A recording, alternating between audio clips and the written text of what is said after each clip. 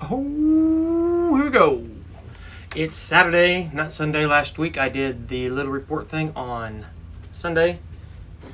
And I was, as always, Death Wish Coffee. I'm still not used to watching myself on the monitor here. And of course, I didn't silence my phone, so I went live and all my phones told me so. Death Wish Coffee. Death Wish Coffee. Okay, so sports this week. No real surprises. We did have a reschedule for Clinton, but we'll get into that. And a lot of volleyball. Which, we promised you a lot of volleyball this year, and we deliver. So, a few upsets. So let's just get right into it. Let's start with Clinton. We were at the Clinton, the beginning of the Clinton soccer tournament this week. They played Green Ridge. So let's just go ahead and roll. There's just a few highlights. I think there's like 5 or 6 of scores being made. So this was our first soccer game, first ever. And anytime you go to sports, you think you know what you're going to do, and you get there and you have to do something different. So let's just roll right into this.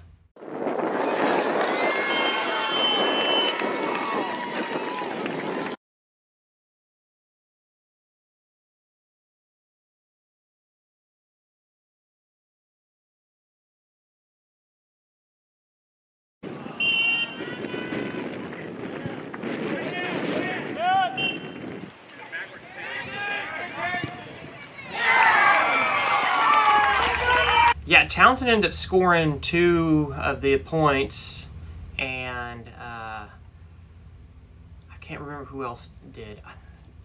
When you're running production, you can't write down stats at the same time, and those stats really aren't available online. You got to ask the coaches and that type of thing, which I'm sure the coach at Clinton would. But congratulations to them. They opened up against Green Ridge. That's the second time they played them. The first time they played them, they actually won 2-0. This time they beat them on their own home turf, 5-0. So congratulations to all the guys there on the soccer team.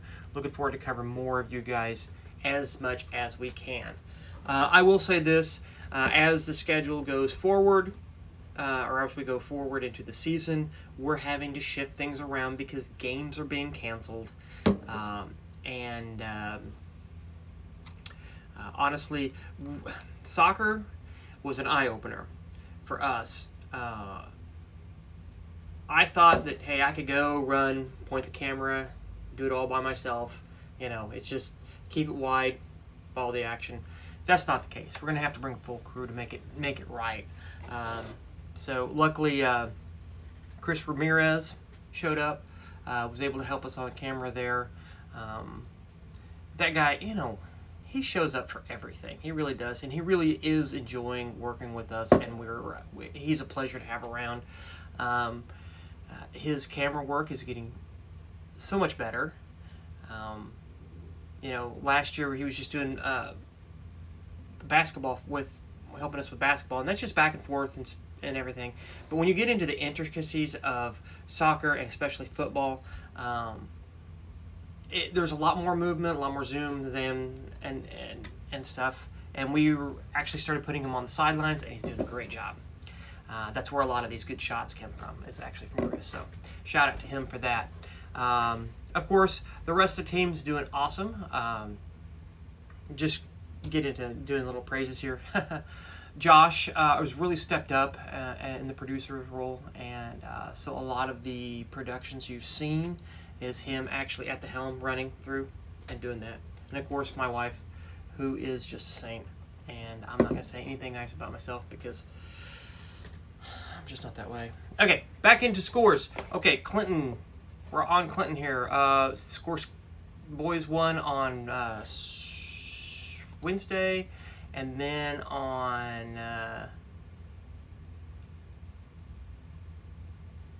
Thursday, Raytown. They won 1-0. Girls tennis, it doesn't have anything here. Volleyball, Smith Cotton. Varsity girls won in 3 games. You can actually see that that game. Go back onto Facebook, either Sounds Like Videos or the high school's page, and you can go back and watch that. And please do, and share those. We're trying to build this program, and a lot of the way this builds is by you guys actually hitting those share buttons. So please do that. So football. All right, rescheduling this week. Originally, Clinton was supposed to play Holden at Holden, but on Tuesday we got the word that the game had been canceled. So Clinton kind of scrambled to find another team to play, and Forsyth stepped up and actually got on their buses and headed to Clinton on Friday evening, and it was good for them that they did, because it was a 13-49 win for them last night. Also, we did not cover that game on video. We were at Osceola and El Dorado Springs, and man, I was at the El Dorado Springs game, so Stacy and Josh and Chris were all at Osceola. Just kind of a night for blowouts, really. Not that El Dorado really got blown out. Considering the team that they were playing, they played very well. So anyway, that's Clinton this week. Let's just move on over here. Windsor. Now, they are, I think, ranked in their class 4th now. Tracy Witherspoon, whose boys play on the team, pointed that out to me. He's been goading me all year long because we didn't go live stream Windsor's games. And trust me, that was one thing that I debated back and forth what teams we're going to cover when I knew that we weren't going to be covering Clinton anymore. Windsor was one on the list that I really wanted to do because I knew that they were going to be good. The issue is there's no internet access at Windsor School, and then the schools that they play, a lot of them don't have internet access, so it's all on cell, and that always looks horrible. So all the home games would be on game delay, and I just didn't want to. It just didn't seem like it was going to work. So we actually ended up going with Osceola, partially because we can get internet out to their field. We actually had to install some things to get it out there, but and it worked last night, even though there was a glitch. So Windsor won 42-0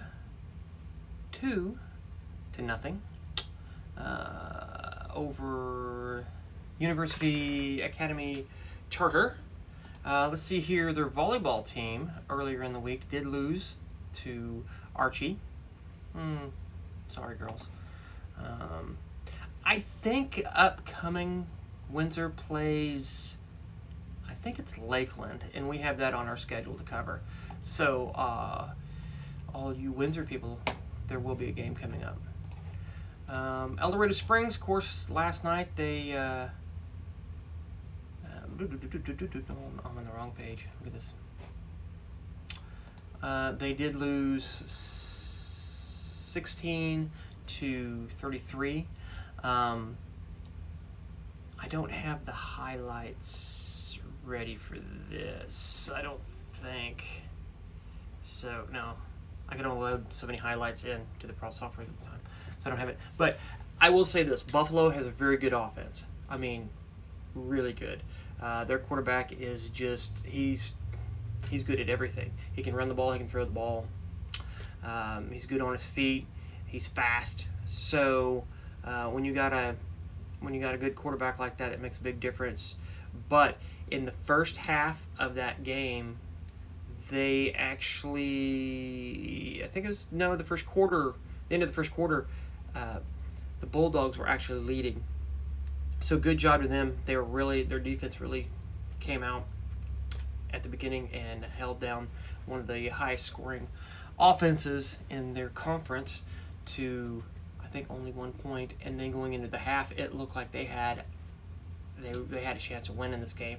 Unfortunately, Buffalo made some adjustments. Some of the guys stepped up which happens, and your ending score was 16-33 Buffalo. It was an exciting game, and I will say this about El Dorado Springs. Now being down there, hanging out with the crew and the administration and just the people in general. I know you guys don't like statistics all that much, but this just blows my mind. I'm just going to go through this really quick. No, not that one. There we go. Yeah, these are the numbers from last night on El Dorado Springs football. And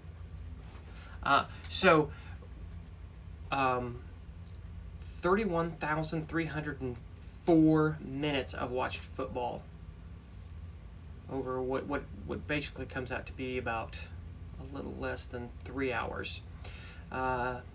View count, which view count is only the amount of people who had the opportunity to watch the game, 3,509, and the average at any time was 182 people watching. I will say that I can't show you the actual graph here, but once it got to about the middle of the first quarter, or the middle of the second quarter, we had 233 people watching. That stayed steady until halftime dropped off, as it usually does. And then when we got into the second half, even though the Bulldogs were trailing, the view count never got under 200 for the rest of the game. That's 200 people watching continuously. I just point this out because that just shows how big of a football town that town is, and that was one of the reasons why we fought so hard to get to do their sports, and we want to do more. I know that the booster club that working with down there wants us to be covering volleyball. And that being said, hey, if there's anybody down there in that area who could help us out, that would be willing to train and learn to run video equipment, we have the equipment to do volleyball. We just don't have the people. So anyway, back to the reports. Who have I covered here? Windsor, Clinton, El Dorado Springs. Okay, girls volleyball. Actually, let's. El Dorado Springs girls volleyball. Speaking of them, they're doing very well. They've won every one of their games. They haven't lost a match yet. So, and they played Lockwood, Butler, Osceola. Of course, Osceola's struggling this year because they only have one senior, I think. I went back and watched the Osceola El Dorado game, and going forward, Lamar I have not seen play, but I have seen Sherwood play. In fact, hey, let's just do that, Sherwood. I do have the Sherwood Appleton City highlights. Let me wait until I get to Appleton City, and then I'll play those highlights. But I did see Sherwood play. The girls are pretty good. Nothing against them, but this El Dorado Springs girls volleyball team has got something. In fact, did I talk about girls volleyball? Yeah, I did. For Clinton, yeah. Okay, so I would love to see Clinton and El Dorado Springs play volleyball against one another because they're very evenly matched in height and in skill and in talent. That would be a battle. That'd be one of those where I would not want to run production. I would want to actually watch the game because that would be exciting. But I don't know if that matchup is going to happen this year or not. Probably not. Moving on, Lakeland. Of course, Lakeland does not have football, but they do have volleyball. We did cover. I don't have those highlights ready. Let's see here. Did we do any Lakeland games this week? I don't think so. There's so many. Sheldon and Drexel. Okay, Sheldon volleyball. The girls 1 and 2, and junior varsity 1, and then Drexel. It does not have the score up on the Misha website, of course. And then again, the WeMo conference. I don't even know if that's happening. It was supposed to start today, and I don't know. So, Next week, as far as schedule, we had Lakeland against Miami, which Appleton, which I'll get to next, was at Miami. And there's some sort of mix-up. I don't know if that game's going to happen. I know that we're on the 15th. Osceola's playing Skyline, and we'll be at that game. I think we're also supposed to be at Appleton at the Hume game on Monday. It's kind of up in the air there, though. It'd be a last-minute decision because there's some other scheduling issues that may keep us from showing up there. So, yeah. Lakeland's pretty easy. Sherwood did play Appleton. Where's Appleton City? Do I not have them open? Wow, that's horrible to me. Appleton City. Okay, so we did go do the Appleton City Sherwood game. Yeah, I got them there. On Tuesday. And even though Michigan doesn't have it up there, Sherwood did win. And here is the highlights from that.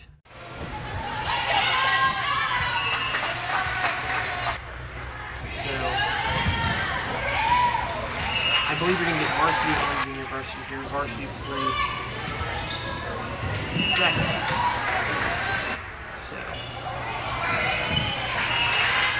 of course, then Appleton City played.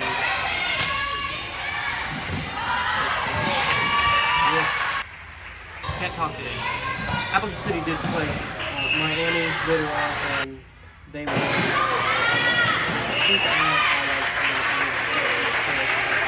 Be on here for 30 minutes again like it was last week.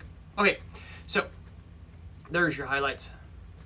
Of course, on those games, I'm running those productions all by myself, so getting all that in there it's a challenge. So, then on on Thursday, on the 10th, Appleton City, which I just told you they won in 3 games. JV, Appleton won 2 games to 1. So, yeah. Which was fun. Those JV games, I mean, the skill level is not that great, but yes, I'm not making fun of them. They are a little more comical sometimes. But the girls were in very good spirits this game, and they just had a ball. So that's always fun to see. Sherwood, Osceola. Okay, Osceola.